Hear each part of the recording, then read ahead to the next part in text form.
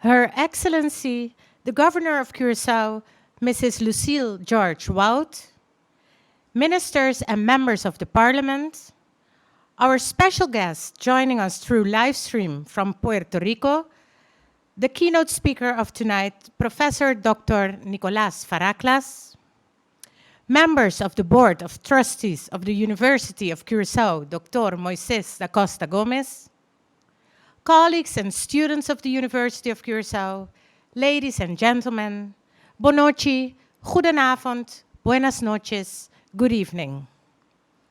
On behalf of the Rector Magnificus of the University of Curacao, I would like to welcome you to the 42nd anniversary celebration, also called Dies Natalis, of the University of Curacao, Dr. Moises da Costa Gomez. And I would like to wish you all a happy and healthy new year. My name is Tamara van Aarde, and it's my pleasure and honor to be your MC this night. This year's anniversary celebration of the University of Curacao will take place in an adapted format. The university has chosen to celebrate its 42nd anniversary in a virtual way, taking into account all measures related to the COVID-19 pandemic. We will start with some words of our esteemed Rector Magnificus, Dr. Francis Delanoy, followed by our keynote speaker of tonight, Professor Dr. Nicolas Farraklas. I would now like to give the floor to our Rector Magnificus, Dr. Francis Delanoy. Excellencies, dignitaries, Professor Farraklas, deans, professors, colleagues, students, our live stream viewers, ladies and gentlemen, bonochi, bombini, goedenavond, good evening. On behalf of our Board of Trustees, the management and staff of the University of Curacao, Dr. Moises da Costa Gomez, I want to thank you for attending this virtual celebration of the 42nd Dies Natalis of our university. Ladies and gentlemen, I would like to start my speech by stating that we are blessed. Yes, Curacao and its inhabitants are blessed, especially if I look around and consider the challenges that countries, governments, and communities are facing when dealing with the second wave or the aftermath of the COVID-19 pandemic. While they are enforcing very strong measures and even lockdowns to limit the spread, our government has de-escalated the measures in our country. We have shown, at least the majority in our community, that through our behavior, we care and respect life, and so we acted upon these measures, and we have seen a major drop in the COVID contamination figures. During year 2020, the COVID pandemic has taught us many lessons and triggered our creativity to make things work. We have learned on how to deal and survive challenges, to adapt to new circumstances and ways to do things, like study and work from home, maintaining the social distance, wearing face masks, etc. Even business models and processes have been adapted and reinvented. Our vocabulary has been enriched with new terminologies like shelter in place, flatten the curve, pockets, and super spread events. The opinion expressions in our community how to deal with the effects of these pandemics are ample and varying. However, at the end of the day, I believe that's our mindset that determines and how we experienced and dealt with this issue during the last year and how we will be dealing with it in the future. A fact is that we cannot make progress by constantly looking to the rear mirror and complaining about what should have been done. We should be aware about our reality, stand still and focus to set our mind towards making progress and how to maximize the output based on the current circumstances. So basically what we need to do is flip our mindset. Today we are celebrating the 42nd anniversary of our university, and I'm more than convinced that we should be proud to have our own national university, University of Curacao, Dr. Moises da Costa Gomez. This morning, I was in a radio program and the presenter asked the question about how Curacao and its people would have been without this institution. After thinking a while, my answer to that question would be that our society would have been very different, and I believe that foreigners would probably hold many key positions, and the UD Curaçao would have fewer opportunities to pursue a higher and academic education. Considering all these facts, I believe that there are enough reasons to be satisfied and to celebrate today. So please, at your home, give a big hand of applause for our university and to all who has contributed over the last 41 years to the success of the UoC. Relating back to the COVID-19 pandemic and the mindset, as I mentioned before, we should be proud as a country to have distinguished professionals like Dr. Izzy Hersenbloed and his team to have managed this COVID-19 situation in such a professional way that Curaçao can serve as an example for other countries. As Lovelace has stated, nobody is born into the world. Every one of us is born in a place in the world, in a culture, and it is from that standpoint of culture that we must contribute to the world. This is exactly what Curaçao, led by our Prime Minister and his team, Dr. Hersenbloed and his team, and all the other professionals ours have done that can serve as a showcase to and a contribution for the other countries. Curaçao is that place in the world in which we were born and from which we interact with the world. Each one of you present in this virtual ceremony has his or her own such space and culture, and that space and culture is a podium on which we stand to address the world. This reality can be a very strong point for us here in Curaçao if we adapt our behavior and valuing our own country, people, capacities, and reality. The University of Curaçao, Dr. Mrs. Acosta Gomez, has committed itself to focus during year 2021 on creating awareness among our citizens of our potentials, the power of diversity in our culture, habits, tradition, behavior, and historic backgrounds and development. By the end of this month of January, a UoC chair will be installed and held by Professor Rosemary Allen on the theme of culture, history, and anthropology of Curaçao. We will also reintroduce our cultural agenda by organizing different events and activities related to our culture, history, and habits during the coming months. So each month there will be one event.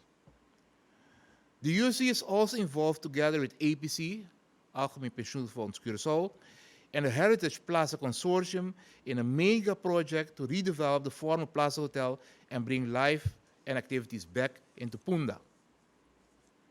Our newly introduced program of international tourism and hospitality management is also an example of how to integrate tourism in our culture. I acknowledge that every community has its own rituals of identification, recognition, belonging, bonding, or rejection through which its citizens' identities are developed, affirmed, and reinforced. In essence, identity is constructed, engineered or re-engineered, negotiated and renegotiated on an ongoing basis. A key agency in the process of identity construction is the language. Language is a major tool of communication in all human societies. We use it to think, to communicate, and to craft our philosophies and to articulate our identities. It is the single most important quality that differs citizens and nations from each other. It is in this light that the University of Curaçao has reserved a specific place in this year 2021 for our prestigious language Papiamento, the highest developed Creole language in the world.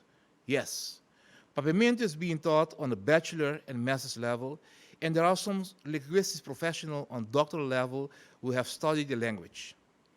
There are also some international universities outside Curaçao and Aruba where Papiamento is offered as a foreign language.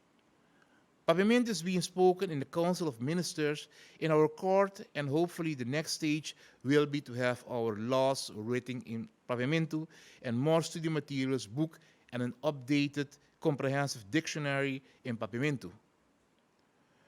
University of Curaçao will play a substantive role during 2021 by organizing virtual courses for our community members to learn how to write Papiamento correctly and the correct use of the language.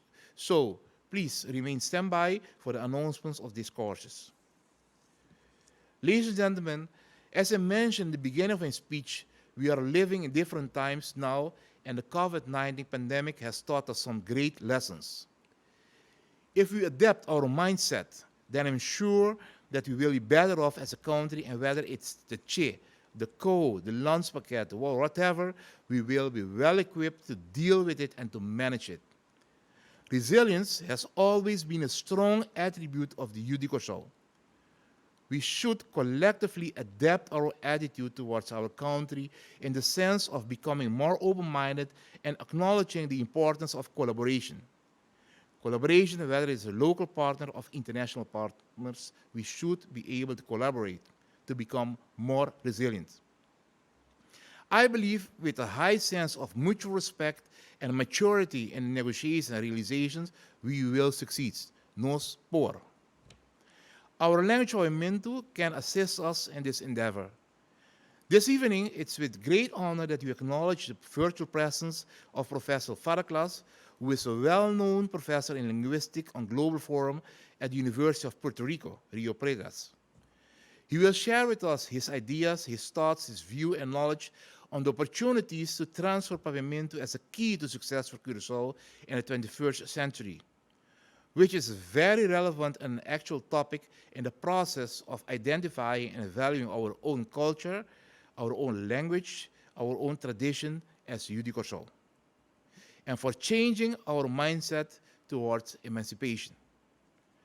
I would like to thank Professor Farraklas for accepting our invitation to address the keynote of this evening and invite you all to listen attentively to his address.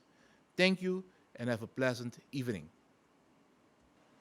The keynote speech for tonight is titled From a Creole Past to a Plurilingual Future, Papiamento as a Key to Success for Curaçao in the 21st Century. I will give you a short introduction of our keynote speaker of tonight. Professor Dr. Nicolas Farraklas, born in Puerto Rico, is a professor in linguistics at the University of Puerto Rico, Rio Piedras. Having received his PhD from the University of California at Berkeley, he has taught courses and published several books and articles in the areas of theoretical, descriptive, socio, and applied linguistics. Over the past 4 decades, he has been conducting research on Creole languages, as well as promoting community-based literacy activities in Africa, the South Pacific, and the Caribbean. Dr. Farraklas, the mic is yours. Good evening, everyone. Bon noche, unitur. I wish I could be present in front of you now in the same room, but given the circumstances, this is the best we can do. But it's still a wonderful opportunity and honor for me to be presenting today on this great occasion, which is the anniversary of the University of Curaçao. The presentation that I'm going to be delivering tonight is called From a Creole Past to a Plurilingual Future, Papiamento, a Key to Success for Curaçao in the 21st Century. I'm Nick Farraklas from the University of Puerto Rico in Rio Piedras. This presentation is dedicated to Frank Martinez Arion, an inspiring and untiring pioneer in the struggle for the recognition and valorization of Caribbean languages, literatures, and cultures. His unbounded enthusiasm for the academic study of Papiamento and his unrelenting commitment to the promotion of Papiamento in education have served as an inspiration to us all and have given us courage to try to follow in his footsteps. Without Frank and the other Papiamento pioneers, who are too many to mention here, few of the many accomplishments that we will report on in this presentation would have been possible. The University of Curaçao has much to celebrate. During its 42-year history, it has come to play an increasingly prominent role in promoting the languages, literatures, and cultures of Curaçao and the rest of the Caribbean. Under the leadership of Rector Magnificus, Dr. Francis Delanoy, the University of Curaçao has successfully identified many of those who have done the most to promote Papiamento and given them a platform and the resources to better serve the people of Curaçao. I first came to the University of Curaçao almost 20 years ago, in 2002, as part of a research team from the University of Puerto Rico. We were welcomed as brothers and sisters by Doctorandos Ange Yesurun, the dynamic organizer of Arte de Palabra. Ange was always there to help us arrange our research activities. She even let us stay in her house. This is the spirit of cooperation that laid the foundation for decades of effective and fruitful cooperation between you and us in Puerto Rico. Ange also became my Papiamento teacher. She's the best teacher in the world, even for a cabez duro like me. Since the year 2000, Dr. Andres Yesurun has successfully organized annual Arte de Palabra competitions. And since 2009, she's also been working at the University of Curaçao, coordinating the Educational Master's Program in Papiamento, Dutch, English, and Spanish. And this is one of the strengths of the University of Curaçao. It's able to recognize people in the community are doing good work and not try to reinvent the wheel or compete with them, instead try to incorporate them into its programming. It's a win-win situation for everybody. When we arrived in Curaçao in 2002, our research team was also enthusiastically welcomed by Dr. Ronnie Severing and his very talented and productive team at Fundación para Planificación de Idioma. Unfortunately, I don't have time to mention all of their names, but they're all amazing people.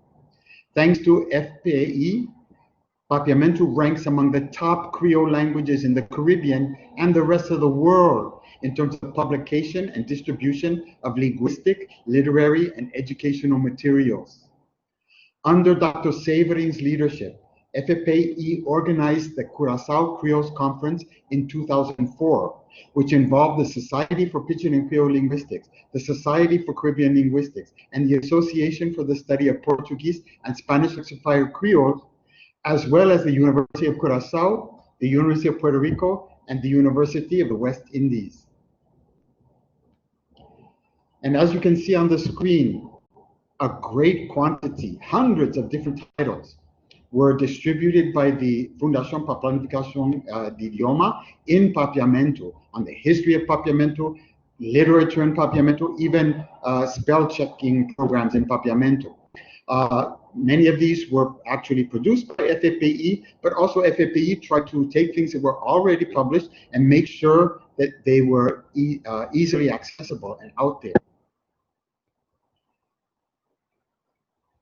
Another major accomplishment of FFPE was the production of texts for primary and secondary school students. These are among the best texts in the world in a Creole language for textbooks for primary and secondary school students. They were responsible for producing them and also for distributing them. Another accomplishment of Fundación para Planificación de Idioma was a collaboration with the University of Curaçao and the University of Puerto Rico that began in 2009 to produce annual volumes on Caribbean languages, literatures, and cultures. These volumes were primarily produced by FPE in the first years, that is from 2009 to 2016. And the team from FPE and University of Curaçao that worked on them were Dr. Ronald Severing, Dr. Elizabeth Echtelt, and Dr. Anders Christowaya. The first volume in 2009, this one here, in 2009, consisted of papers from the 2004 conference. But after that, in 2010, 2011, 12, 13, 14, 15, 16, each year, they produced two books. One one volume that was focused on the language, literatures, and cultures of the Dutch Caribbean, and another volume focused on the languages, literatures, and cultures of the Greater Caribbean. All of these volumes together have over 5,500 pages, and they include 468 peer-reviewed articles from all over the world. After 2015, the lead agency in producing these volumes was the University of Curaçao.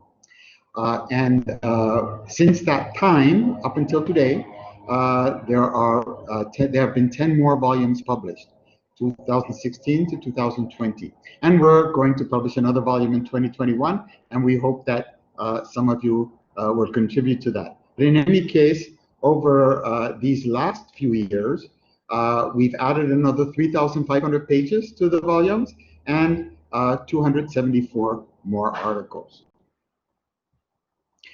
Now, the editors on this two-volume set each year include, from the University of Curaçao, Professor Ronald Severing, Dean Elizabeth Echtelt, and Professor Wim Rutgers. Under the leadership of Dr. Elizabeth Echtelt, Dean of the Arts Faculty, the University of Curaçao took a major step forward in 2009 when it introduced a professional Master of Education program in Papiamento, Dutch, English, and Spanish. This program has been certified and accredited by the relevant agencies in the Netherlands, which is a very big accomplishment. In 2011, the world's first master's degrees in Papiamento were awarded under this program.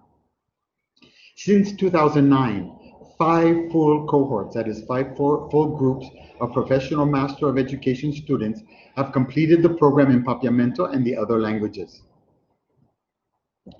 And associated with this program are 3 appointments of professorships at the University of Curaçao, another major accomplishment in the areas of language, literature, and education, with a Papiamento focus in many cases, which include Professor Ronald Severing, Professor Ludo Verhoeven, and Professor Wim Rutgers. Okay, so for some 20 years now, I have had the honor and the pleasure to come back several times each year to the University of Curaçao. At first, to deliver public lectures in the aula and to work on the annual volumes with the editing team in Curaçao. But then from 2009 onward, I also began to teach some of the módulos in the master's program, as have many of the Papiamento pioneers that I was talking about before, such as Frank Martinez, Marta Dijkhoff, Lydia Emerencia, and so many others. And please excuse me if I didn't have space to include your name here. This means that you may have heard some of the things that I'm going to talk about in this presentation today at some of my previous lectures, but I'm going to do something a bit different now. I've organized this presentation as a sort of update in which I'll first mention something old that you may have already heard me speak about in a presentation in the past, followed by something new that takes up the same theme that you might have heard about in the past, but expands on it in such a way as to reflect some of the latest breakthroughs and more recent ways of thinking about it. Okay, so let's start with Papiamento and Creole languages. Okay, we know that Papiamento is an Afro-Atlantic Iberian lexifier Creole language. Okay, so when we're talking about the Afro-Atlantic Creole languages, we're talking about the languages spoken in this circle on both sides of the Atlantic in West Africa, the Caribbean, and in parts of the Americas. These are languages that emerged during the colonial period, and we can classify them into 4 groups. One group is the Dutch lexifier Afro-Atlantic Creole languages, most of whose words come from Dutch. Then we have the English, the Afro-Atlantic English lexifier Creoles, most of whose words come from English, like Jamaican. Then we have the Afro-Atlantic French lexifier Creoles, like Haitian, most of whose words come from French. And then we have the Iberian Afro-Atlantic Iberian lexifier Creoles, like papiamento, whose words mainly come from Spanish and Portuguese. And then here we have a close-up in the Caribbean, where you can see that there are many, many different Afro-Atlantic Creoles spoken. And of course, in this circle, we have Aruba, Bonaire, and Curaçao, where we have Papiamento and Afro-Atlantic Iberian Lexifier Creole spoken.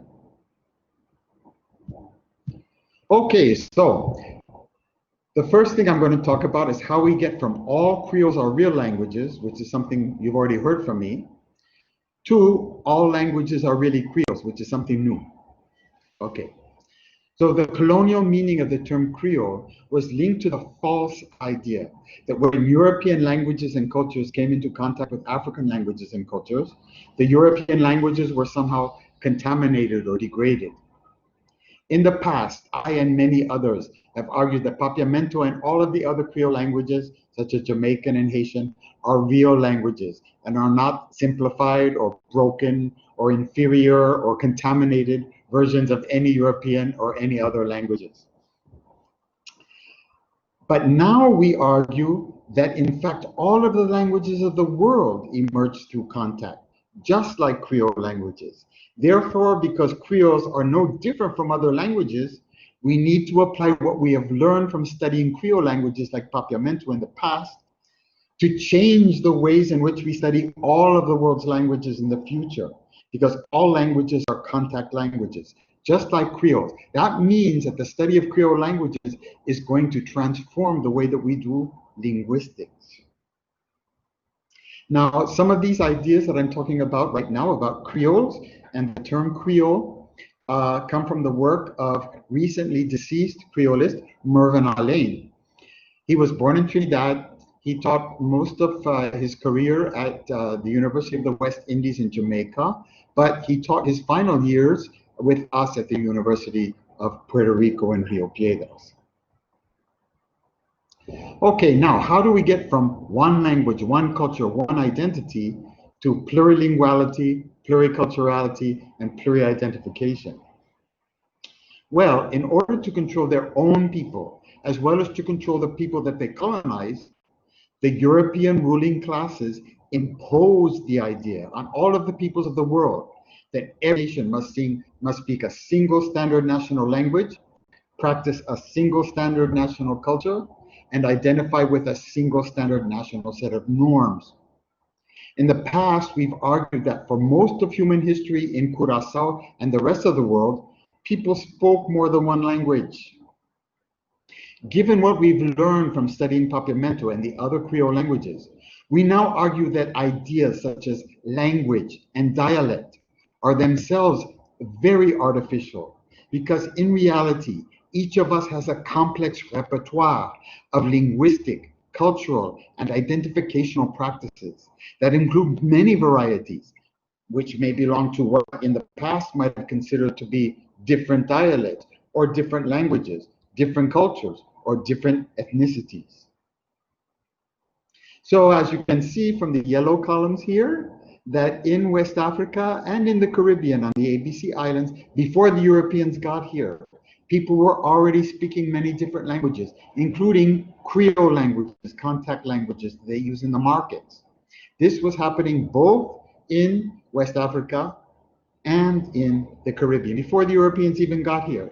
And then after the Europeans got here, it remained the same. People remained speaking many languages. Now they included some European languages as well, and of course, some Afro-Atlantic English lexifier Creoles like Papiamento. But another thing that people have been doing since before the Europeans got here and after the Europeans got here has been translanguaging. And we're going to start talking about translanguaging in a minute. So how do we get from languages and dialects to repertoires and varieties? The popular meaning of the term dialect has been linked to the idea that the only real languages are standard European languages, a very colonial idea, and all other ways of speaking are just dialects. In the past, I and many others have argued that Papiamento is a full language and not some inferior or limited dialect of some other language. We have also argued that the standard version of any language is really just one dialect among all the other dialects of that language, and that any given person speaks a range of dialects which might or not include the standard dialect. So standard English is not a language. Standard English is just one dialect among all the numerous dialects of English, for example. But given what we've learned from studying Papiamento and the other Creole languages, we now argue that that notions such as language and dialect are artificial, because in reality, each of us has a complex repertoire of language practices that includes many varieties, which may belong to what in the past might have been considered to be different dialects and different languages. Okay, so we're starting to break down this idea of language and starting to break down this idea of dialect. These categories that we used to use in linguistics are now beginning to become old-fashioned. Okay, linguists and others who have studied Papiamento have had some major debates as to whether most of the words in Papiamento come from Portuguese, which would make it a Portuguese lexifier Creole, or Spanish, which would make Papiamento a Spanish lexifier Creole. In the past, we've argued that in the 1500s and 1600s, the boundary between Portuguese and Spanish was unclear, and that most of the Sephardim in Curaçao were the ones who brought a lot of what became Papiamento here, not all of it, but a lot of it, probably spoke both Portuguese and Spanish. Therefore, we called Papiamento an Iberian lexifier Creole instead of a Spanish lexifier Creole or a Portuguese lexifier Creole, because Iberian includes both Spanish and Portuguese. But given what we've learned from studying Papiamento and other Creole languages, we now argue that each of the Sephardim in Curaçao had a complex linguistic repertoire, which not only included both Portuguese and Spanish varieties, but also varieties of an Afro-Portuguese contact language that had emerged on the West African coast from the 1400s onward. I'll talk a little bit about that later. Okay, so if you look at this map, you can see the yellow, those are the areas that are closest to Portuguese. You see that the brownish part, those are the areas that are closest to Spanish, but the orange are the ones that are closer to, say, French. And if you look at it, in Spain itself, the languages spoken in most of Spain, like Castilian, okay, are closer to Portuguese than they are to French. And if it were any other language, like Arabic, for example, Portuguese and Spanish would be considered to be the same language. So really, it's hard to tell where Portuguese ends and Spanish begins. So how are we going to be able to determine for sure whether Papiamento is a Spanish lexifier Creole or a Portuguese lexifier Creole? And especially given the fact that at the time we're talking about, the 1400s, the 1500s, and the 1600s, the line between Spanish and Portuguese was even less clear than it is today. And then here we see a map of the Sephardim and how they were expelled from Spain and how they ended up in so many places, different places. But many of these Sephardim were expelled first to Portugal. So they came to Portugal speaking Spanish, they get to Portugal and they start to pick up some Portuguese varieties, and it's from there that they go to the Americas, to Africa, and to Amsterdam, and then eventually end up in Curaçao. Linguists and others who have studied Papiamento have had major debates as to whether Papiamento is more closely linked to the Upper Guinea Iberian lexifier Creoles, like Cabo Verdeano, spoken in Cabo Verde, or to the Lower Guinea Iberian lexifier Creoles, like Sao Tomense, both of these in Africa, West Africa. In the past, we have argued that in the 1500s and 1600s, the distinctions between the Upper and Lower Guinea Creoles were very unclear, especially among the enslaved, the sailors, and the Sephardim, many of whom spent time on both the Lower Guinea Islands and the Upper Guinea Islands. Given what we have learned from studying Papiamento and other Creole languages, we now argue that it's pointless to try to find a single source for any Creole or any other language. All human behaviors, including linguistic repertoires and varieties like Creole, have multiple sources and have emerged from complex matrices of causal factors, lots of different causal factors from many different places. So Papiamento has important sources in Upper Guinea, but also important sources in Lower Guinea and important sources elsewhere. Okay, so for example, let's just trace the Sephardim. Once they leave Spain and Portugal, where do they go? Well, a lot of them are exiled from Portugal and become renegades in West Africa. They are either exiled to West Africa or they jump ship in West Africa and they go to live in African communities. They learn African languages, start to practice African cultures, marry Africans, and become African.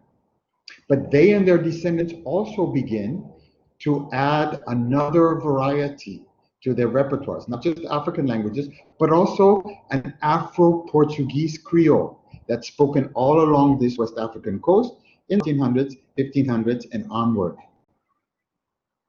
But these languages are not just spoken in West Africa, they're also spoken on the islands off the coast of West Africa, which we were talking about before. The Upper Guinea Islands like Cabo Verde, and the Lower Guinea Islands like Sao Tome and Principe. And there are a lot of Sephardim that are involved heavily on both of these islands in the plantation economy, along with the enslaved. Okay, and then finally, a lot of these Sephardim eventually begin sugar production in Brazil. They move out of the Upper and Lower Guinea Islands and go to Brazil, especially when the Dutch took over northeastern Brazil in the early 1600s.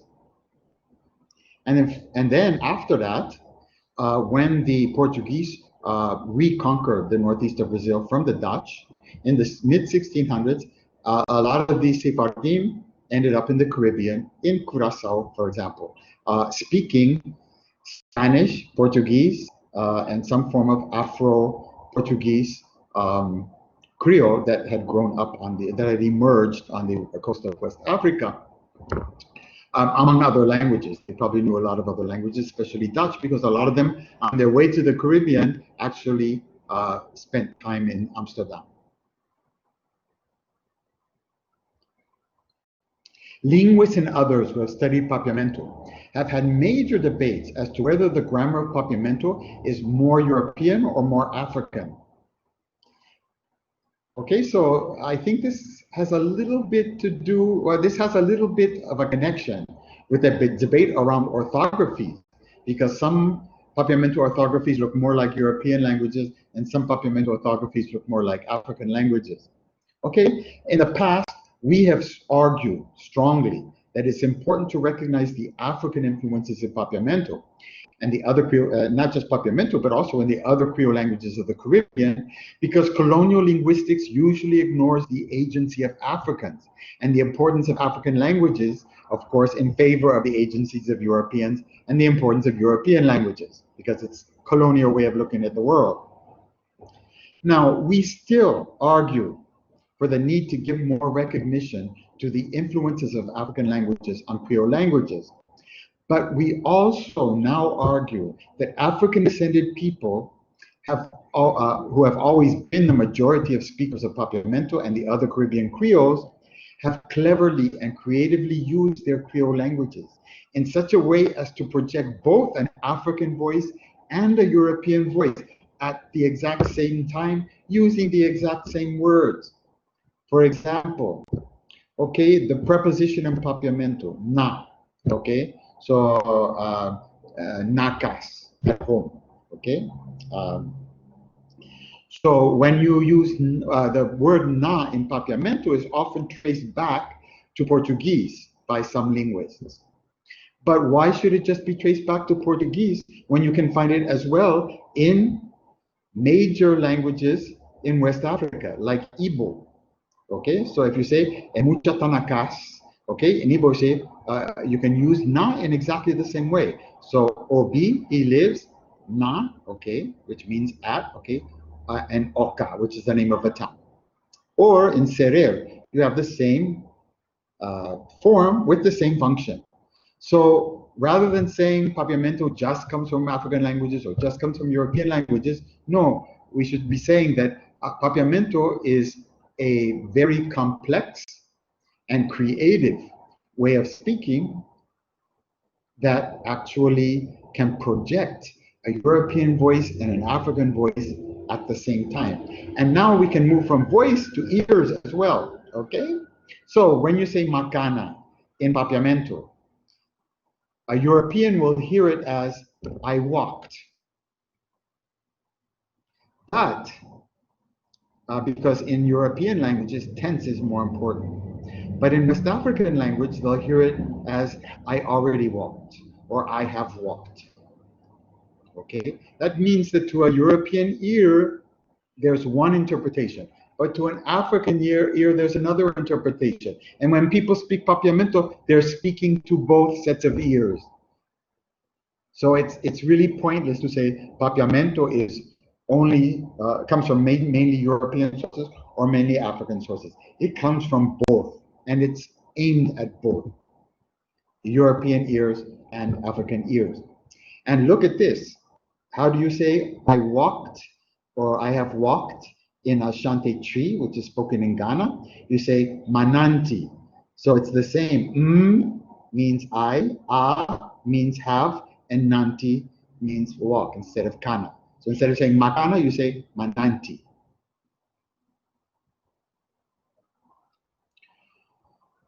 Okay, now let's move to the area of education and Papiamento in education. And what we're saying in this presentation is that actually Papiamento is a key to helping students to meet the challenges of the future. Okay, for our students, future employment possibilities are undergoing rapid and unprecedented change. And this means that education has to reinvent itself to make sure that our students, whether they be primary students, secondary students, or tertiary students, receive the training necessary to take optimal advantage of those possibilities of the future.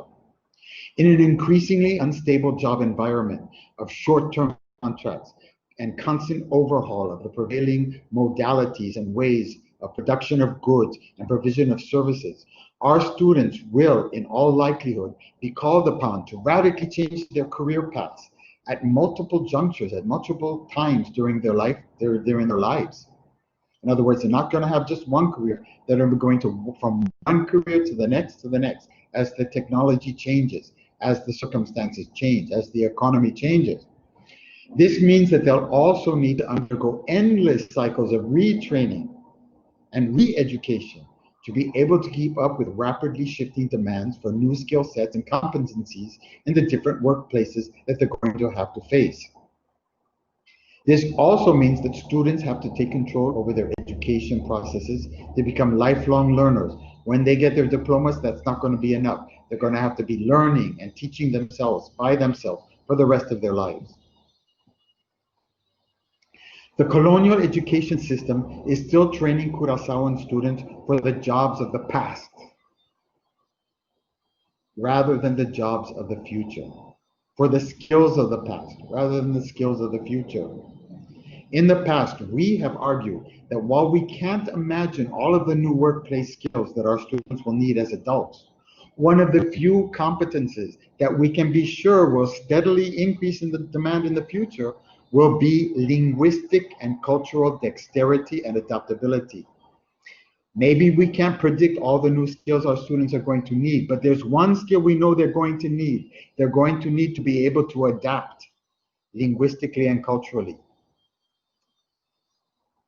We now argue that many of the best jobs in the future will not depend so much on how much you know, but instead on how quickly and how comfortably you can move from one set of linguistic, cultural, and identificational repertoires and varieties to another set of linguistic, cultural, and identificational repertoires. This is something our students are really good at before they even get to the classroom.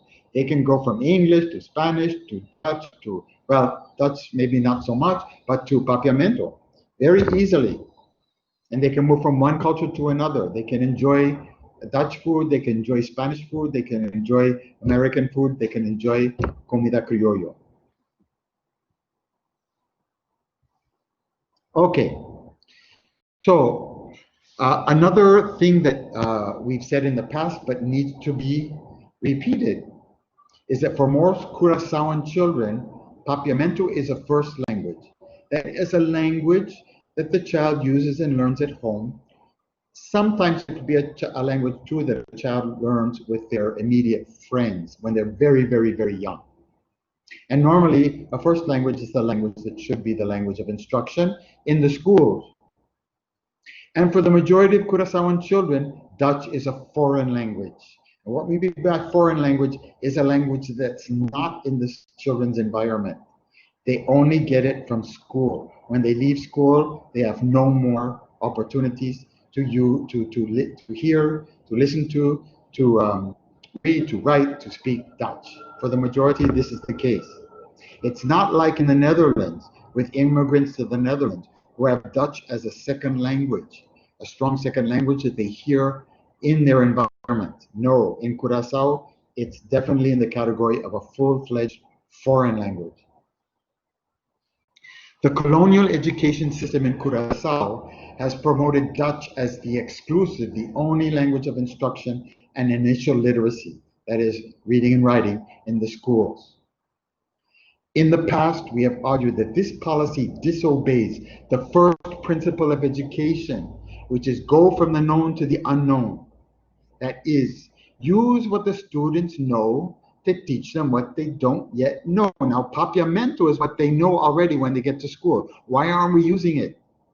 Instead, we're throwing it into the garbage can and forcing them to try to learn in a language they don't know, which is Dutch.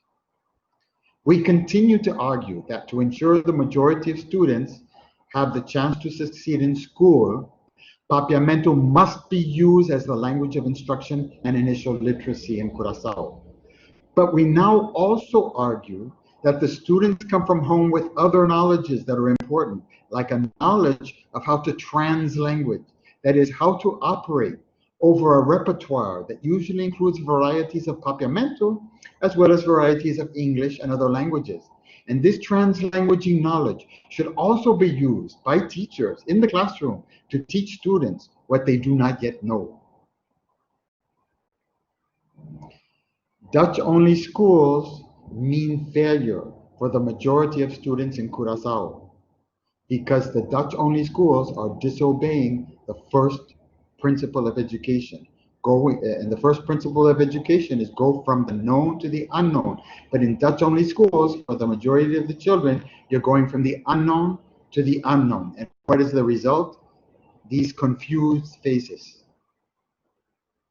And it doesn't get better. It just gets worse as the students go on in school.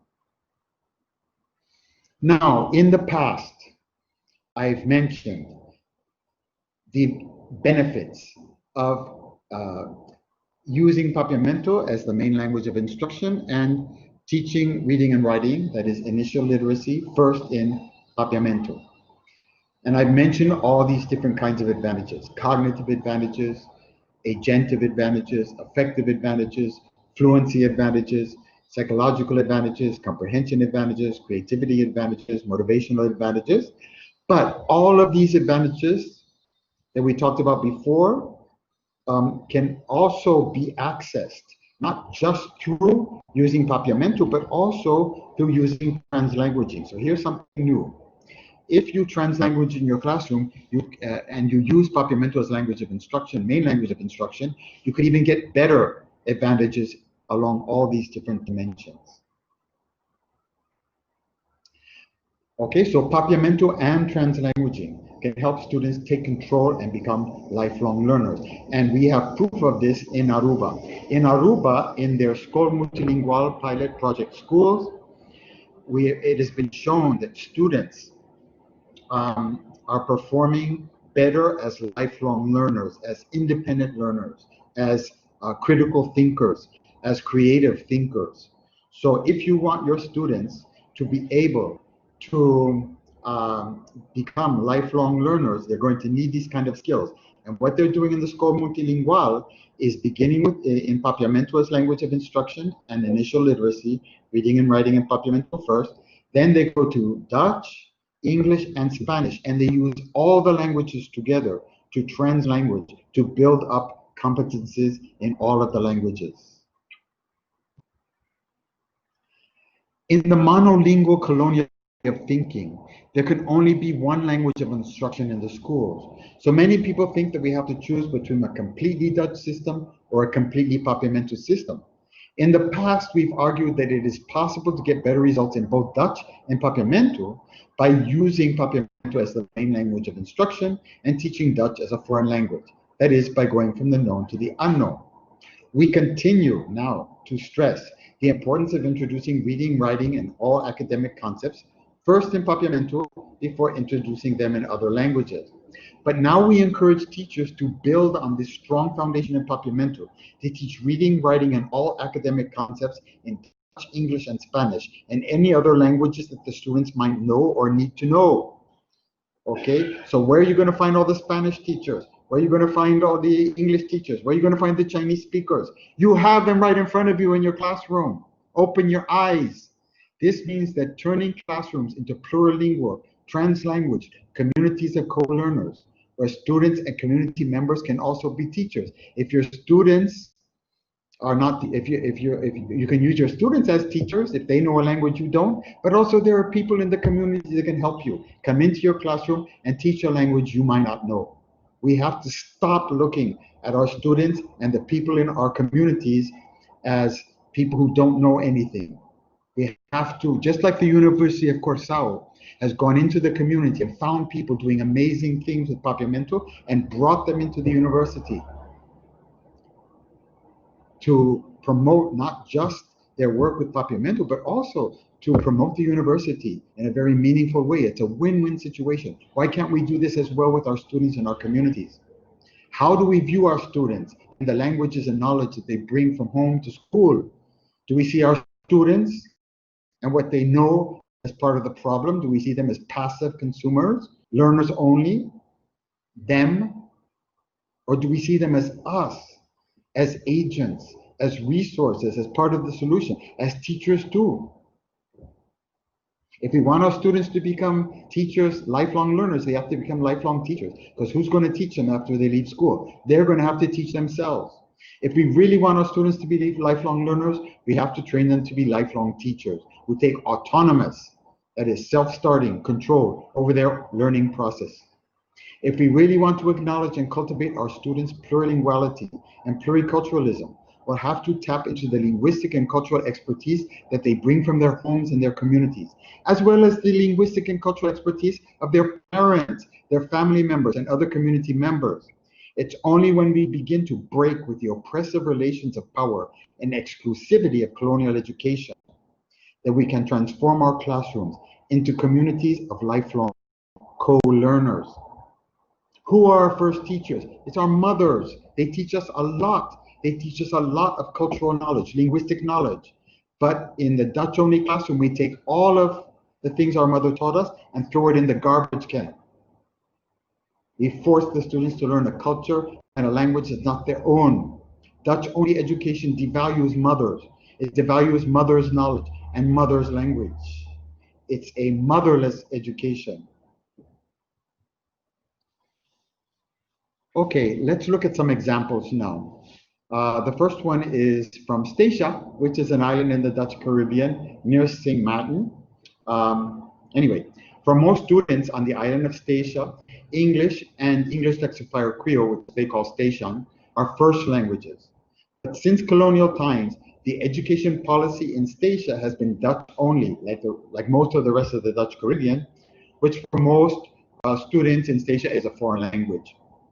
When Ellen Petra Kester, Eric Mates, and I began working on Statia in 2012 around the issue of language in the schools, the community was divided between those who wanted Dutch only in the classroom and those who wanted English only. A big fight, a big debate between the Dutch only people and the English only people.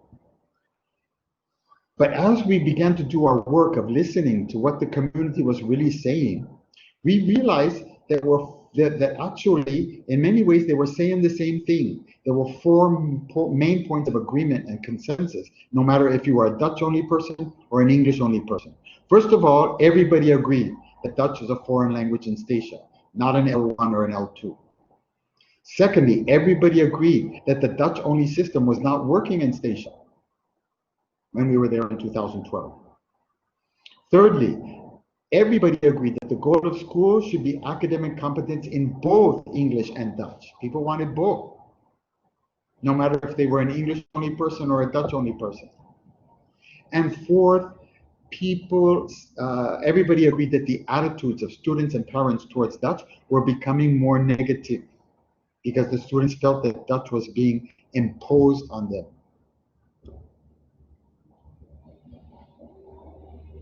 Okay, so based on this community consultation, the education policy for Statia was changed by the Ministry of Education in The Hague in 2014 as follows. First, English, L1, was made the main language of instruction in primary and secondary schools. Second, alongside English, there would be intensive and systematic foreign language instruction of Dutch, starting from the very beginning, starting with spelend onderwijs, because most students don't know Dutch yet. Third, literacy in Dutch would follow literacy in English after a solid foundation in English had been established, that is after groep 5 or later. And fourth, academic concepts would be introduced first in English before they were introduced in Dutch. As this new policy was being implemented, the inspectorate from Holland reported that from 2016 to 2018, their reports showed that not only that there were improvements in the students' academic results, big improvements, there were fewer students leaving school, and also their behavior and attitudes towards education were improving. This is what you need to have lifelong learners. You have to have students who like education, who have positive attitudes toward education, not negative attitudes. So here we see that Statia is now taking control over their language policy. The community of Statia is taking control. In Ceiba, which is right next to Statia, people did this a long time ago. So this is nothing new for the Ceibans. They actually forced the Dutch government to change their schools into English a long time ago.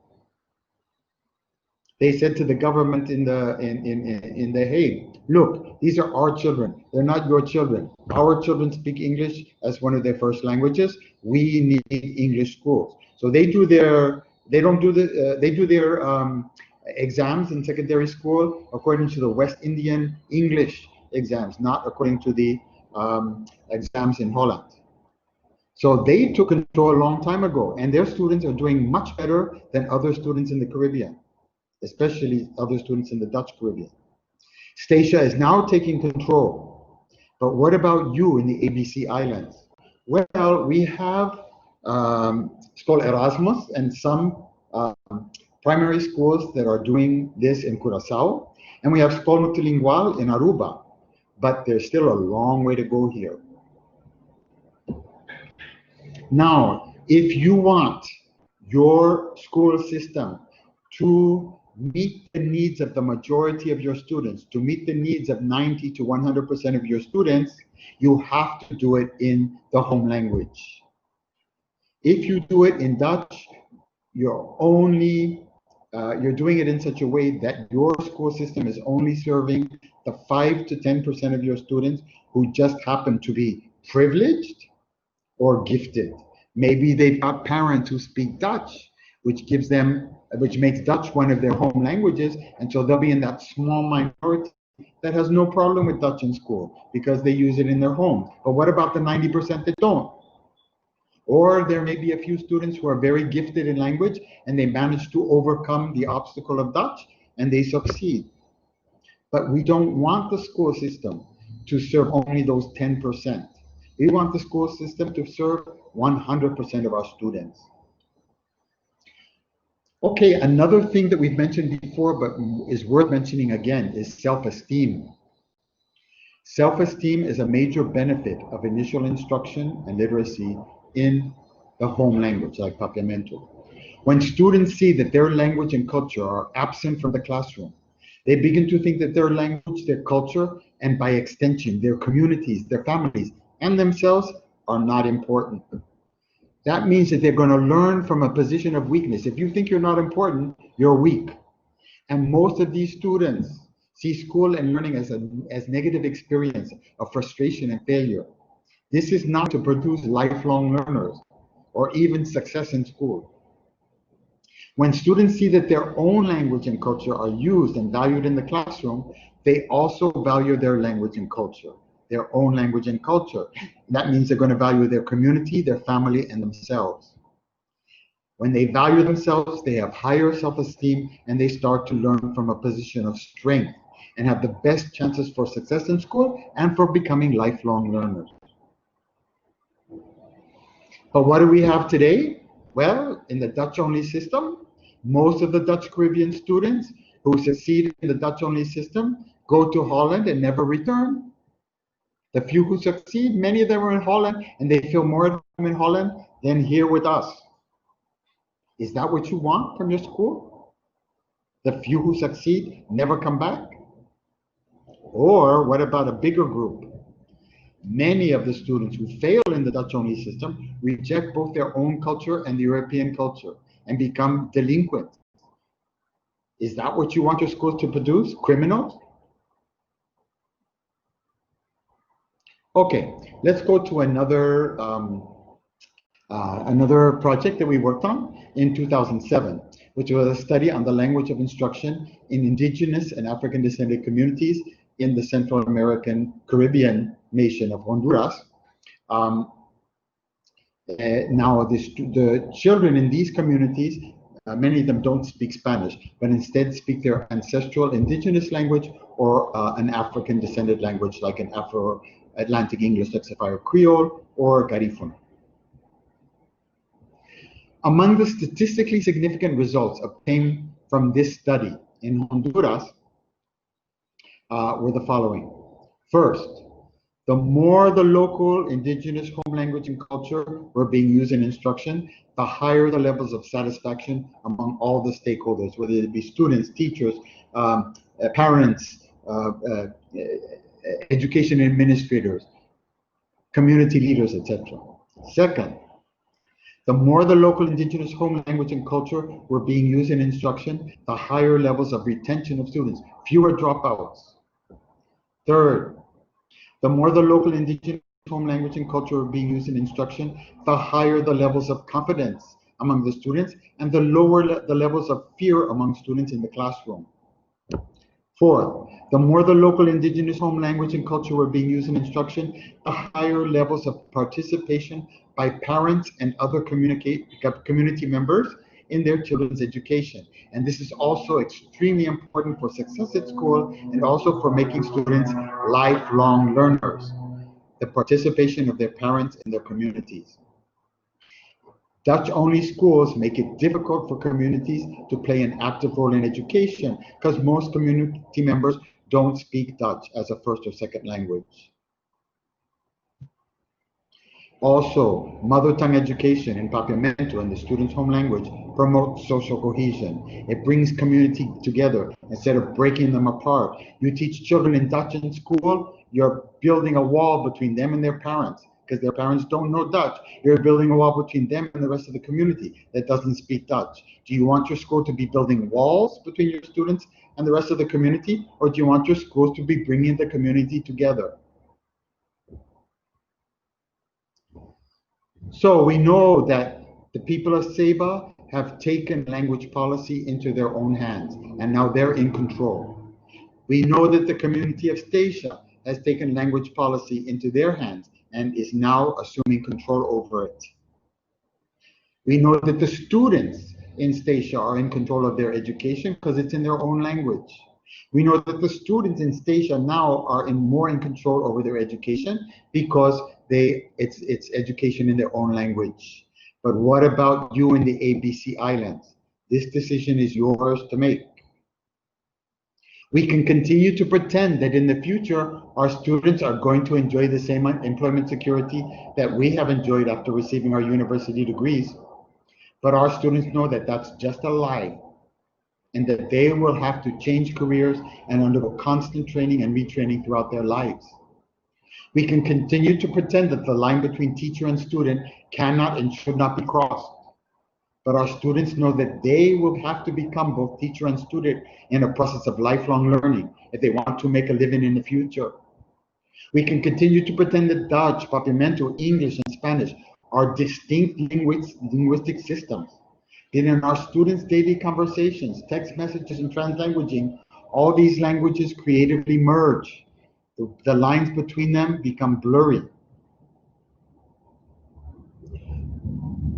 So this means that in the process of decolonizing the education system in the Dutch Caribbean, we may have a long way to go.